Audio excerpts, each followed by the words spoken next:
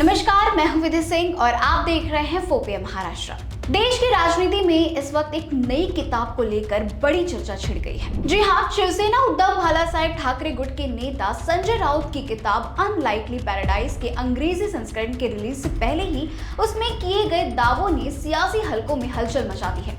किताब में पूर्व उपराष्ट्रपति जगदीप धनखड़, ईडी, चुनाव आयोग और 2002 के गुजरात दंगों से जुड़े कई संवेदनशील राजनीतिक दावे किए गए हैं। हालांकि इन आरोपों की स्वतंत्र पुष्टि नहीं हुई है, लेकिन इस खुलासे ने संवैधानिक संस्थाओं की भूमिका पर नई बहस छेड़ दी है। संजय राउत ने ये किताब उस दौरान लिखी जब वे जेल में थे। 2025 में इसका मराठी संस्करण प्रकाशित हुआ था और अब इसका अंग्रेजी अनुवाद जारी होने जा रहा है। किताब में दावा किया गया है कि पूर्व उपराष्ट्रपति जगदीप धनखड़ को 2025 में ईडी के दबाव में इस्तीफा देना पड़ा। राउत के मुताबिक धनखड़ स्वतंत्र राजनीतिक कदम उठाने की तैयारी कर रहे थे, जो केंद्र सरकार की लाइन से अलग मानी जा रही थी। किताब में लिखा गया है कि धनखड़ और उनकी पत्नी से जुड़ी एक वित्तीय जांच की फाइल ईडी ने तैयार की थी। दावा है कि जयपुर स्थित संपत्ति बेचकर धन विदेश भेजने की अफवाहों के आधार पर जांच का दबाव बनाया गया था।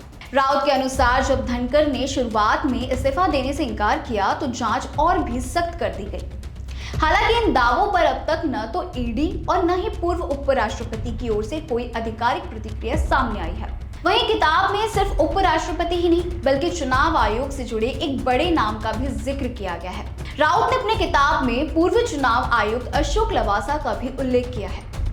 दावा किया गया है कि उन्होंने प्रधानमंत्री नरेंद्र मोदी और गृह मंत्री अमित शाह के कथित चुनाव उल्लंघनों पर असहमति जताई थी। इसके बाद उनके परिवार को ईडी के समन और जांच का सामना करना पड़ा।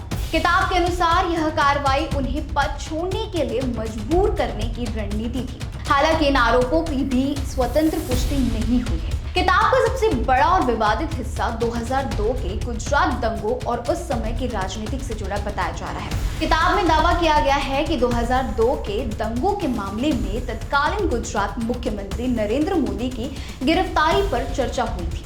राउत के अनुसार उस समय केंद्रीय मंत्री रहे शरद पवार ने यह राय दी थी कि लोकतांत्रिक तरीके से चुने गए मुख्यमंत्री को जेल भेजना उचित नहीं होगा।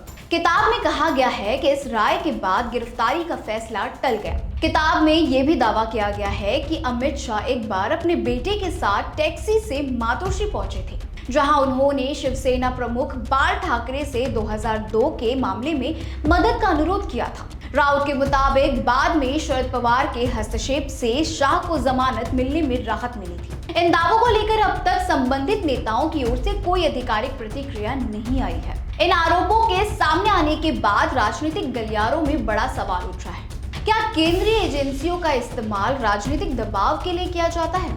विपक्ष लगातार आरोप लगाता रहा है कि ईडी और सीबीआई जैसी एजेंसियों का उपयोग राजनीतिक विरोधियों के खिलाफ किया जा रहा है। वहीं केंद्र सरकार इन आरोपों को हमेशा खारिज करती रही है और कहती है कि एजेंसियां पूरी तरह स्वतंत्र और कानून के अनुसार काम करती है। राजनीतिक विश्लेषकों का मानना है कि किताब में किए गए दावे आने वाले चुनाव माहौल में नई बहस को जन्म दे सकते हैं। संवैधानिक पदों की स्वतंत्रता, जांच एजेंसियों की भूमिका और राजनीतिक नैतिकता जैसे मुद्दे फिर से चर्चा के केंद्र में आ सकते हैं। हालांकि ये भी साफ है कि किताब में किए गए दावों की पुष्टि न्यायिक और आधिकारिक स्तर पर होना अभी तक बाकी है।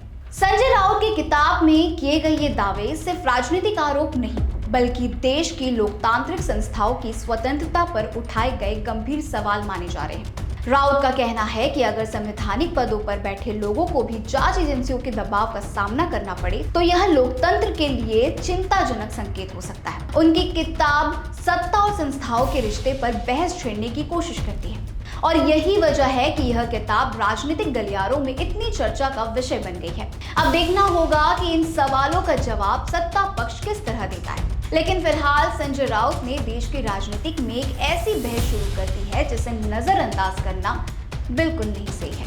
आपकी क्या राय है, हमें कमेंट सेक्शन में लिखकर जरूर बताना। ऐसे ही महाराष्ट्र और मुंबई से जुड़े तमाम खबरों के लिए देखते रहिए फोपिया महाराष्ट्र।